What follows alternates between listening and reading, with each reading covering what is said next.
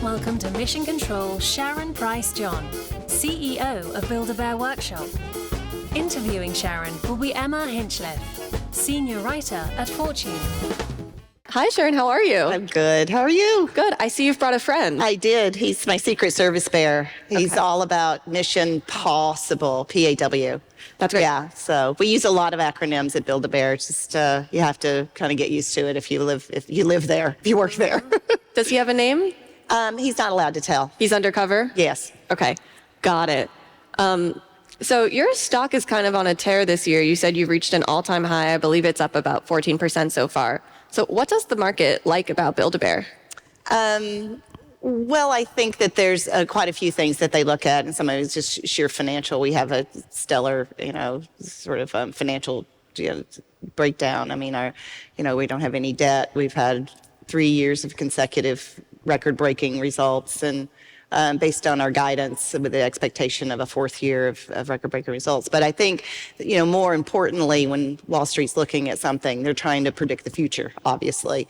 And so many of the things that we do in our intersections of experiential retail, mashing that together with the digital economy, recognizing sort of that people are ready to do something a little more fun these days, and they've seen also how we've expanded our addressable market into older consumers, with now 40% of our sales to teens and adults. So much more diversified and fiscally solid, balance sheet. Yeah.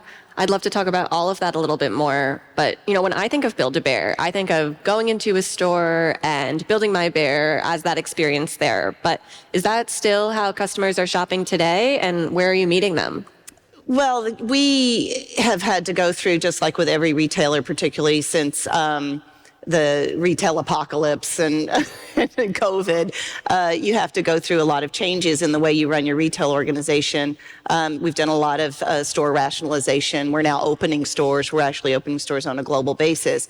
But we believe that the biggest power is, again, the intersection between that physical and digital journey, and making sure that we keep the consumer in the center of what we're doing. We actually have a mantra of consumer-centric, brand-building, data-driven on the decision-making that we do. And when you have a brand like Build-A-Bear that people really want to know what's next, or what's coming, or it's a very highly engaged brand. Our affinity numbers are pretty special. It's a much more dynamic relationship that you're creating, and I think a higher than average rate of people wanting to give you their information. So we have a lot of first-party data, about 20 million names, and we have about an 85% capture rate at our stores. So where our big unlock is how to bring those worlds together and create that continuous engagement that drives lifetime value. We still have a lot of opportunity there. It seems like that capture rate stat got a lot of reaction from the crowd. Yeah. So how do you do that? It's a much easier way to capture the data when you just had a fabulous time. You built the furry friend for life. You probably now feel very familiar with the bear builder who was there and took you on this journey. So when it's time to check out at Build-A-Bear, they feel like you feel like you're very friendly. So not that that's, I think that they are very friendly. I mean, our bear builders get invited to kids' birthday parties. If they're not having it at Build-A-Bear, it's a real community. We're out in. We have 4,000 people out in stores and communities and malls, and a lot of times they know each other. So when you say, do you want to be in our loyalty program, you get this, this, and this. The hurdle is pretty low at that point. Mm-hmm. Interesting. Yeah, so when you talk about this experience in store, do you consider Build-A-Bear to be the or one of the inventors of experiential retail? Like, what existed before Build-A-Bear? Well, we have been provided with that honor. I can't say whether we are or we aren't, but Maxine Clark, the founder of Build-A-Bear, started in 1997. She certainly received that accolade as being someone who was a forerunner of what we now call experiential retail. It's now table stakes. Mm-hmm. And back in the day, it was not. So to go from transactional to interactional even in a mall environment, was a really fresh idea at the time. And I think that it's that experience where kids, by the vast majority of the consumers then, made their own friend, furry friend, and that heart ceremony was a real trigger of making it so memorable. And many times marking a very special moment in time for a child, whether it's their birthday or they got all A's on their report card or they made the soccer team or whatever it is. But it's all of that packed up equity that we've accumulated over now decades, almost 3 decades at this point, that allows us to go in so many directions now. Because those kids have grown up, they still love Build-A-Bear, they love when we mash up with other brands from their childhood, and they also buy our bears just for collector's sake. So not only are we engaging with them because they want to bring their kids to do Build-A-Bear because they loved it when they were kids, it's in a whole different sort of level now. Yeah. Let's talk a little bit more about that. You've said that 40% of your customers are adults. So who are these shoppers? Are they collectors? You've said they're nostalgic, and you've done some things to really recruit them to your brand, including an After Dark collection with a Zaddy bear. So can you tell us a little bit about that? That is true. That happened. So that's a part of a much broader strategy, and it really started with the recognition that there's a lot of fun in mashing brands together. Again, some of these are nostalgic brands, and some of those are things that we may have seen movies from our past, and whether that's the Harry Potter collection, so you think about Harry Potter plus Build-A-Bear it's like 1 + 1 = 3, Mm-hmm. And then we started looking at other films with some of our tremendous best-in-class license partnerships. Well, wouldn't it be cool if we could do a Matrix bear? Well, wouldn't it be cool if we could do a Deadpool bear? But even though you think about those and they're going to be translated into something really sweet and adorable, those are still R-rated films. So, oh my goodness, how are we going to do that and still be appropriate where you come online? So we created a space on our website, a microsite called the Bear Cave. The Bear Cave, yes, the Bear Cave is where things are a little bit darker and a little bit cooler, just like a cave. And we age-gated that. So we could have kind of this tongue-in-cheek sort of approach to things. And then some of our designers had an idea. It's like, well, since we have the Bear Cave and Valentine's is our second largest holiday, is there anything that we can do to service that older consumer it's an adult to an adult gift? And, a lot of the people that are purchasing these products, they're the same age as the teams that are designing and developing and marketing all of this. So they're really, plugged in to the community. And so, yes, we have had bears in, with little, a glass of Cab Bernet. That's not real alcohol. It's Cab Bernet or PAWsible, or, little funny sayings, or even some of these like Zaddy Bear that did sell out last year. And that with our little devil bear, little mischievous guy, ended up on the cover of the Wall Street Journal weekend edition. And he got the stippled photo. I haven't had one, but he got the little stippled picture. Yeah. Wow, that's amazing. Well, let's talk about the other 60%, the kids who are shopping at Build-A-Bear. Yeah. When you look at Gen Alpha, what do they want? We hear a lot about Gen Alpha kind of growing up really fast. You look at tweens shopping in Sephora, do they want plushies, stuffed animals? What appeals to them? So far, yes. I think that there's, again, this comfort piece, and we have an emotional support bear. It's a T-shirt that says emotional support. That's a very big seller for us, and people give it to each other. A lot of it's teens and tween girls do that, but also 20-something. When we have Galentine's, as an example, is a pretty big deal for us. But I do believe that having that experience and there's a dearth of tactile experiences right now because we're so screen-centric, especially for that age. And I believe that not only do they sort of understand that innately, I know their caregivers understand that. So again, when you talk about low hurdle, it's like, hey, you know, Mom, we want to go to Build-A-Bear. That's usually, that doesn't take a lot of nagging. That's an exciting thing that your teen wants to go to Build-A-Bear and come and go in with their friends and maybe get one of our trend animals. The trend animals are the things that sort of go viral, and we've had everything from a spring, like the spring frog that we've sold nearly 2 million units of, just different iterations of a frog, or down to things that are a little more interesting and edgy, where the designers bring it in, and I'm like, you know, I don't know, guys. I don't know if Mothman is going to sell. and Mothman sells out. It's just, there's something about this particular age grade and in the now that kind of want these collectibles. There's social currency with it. These are fun things to post, and they do really cute videos. And so I think we're always watching for the next trend animal, but now it's there's this yin yang of, are we creating the trend or are we just picking up the trend? It's hard to tell. Yeah. So what is the trend right now? Well, Mothman's going to be back because that one sold out so quickly. But we have things like the gargoyle bear, and we recently launched capybara. That one was one where we picked up a lot of TikToks on little just videos of capybaras, people just watching, millions of views of capybaras just walking around in a swamp. And the guys are like, we have to do a capybara. And it worked. So yeah, you guys are certainly thinking creatively.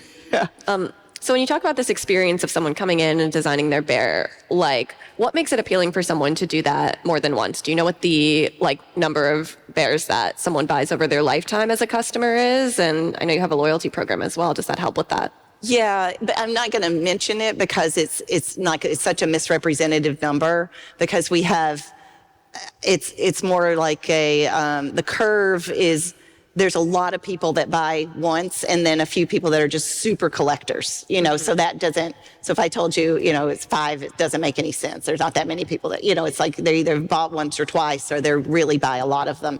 And I think that, you know, we have this, it's an interesting thing right now, even though we've been around long enough that I think no one can continue to call us a fad or a craze, or that, you know, so you kind of we stretched it out to almost 30 years, as I've said.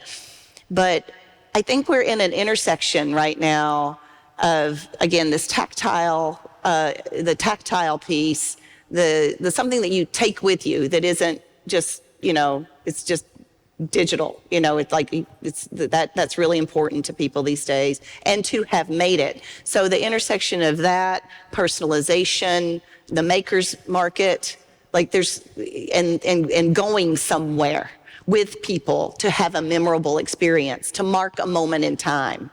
We're running out of things like that. I mean, I used to keep scrapbooks, and you would keep your tickets and all. You can't even keep a ticket to a concert anymore. So just the marking the moment in time is important, because that's a way to share memories.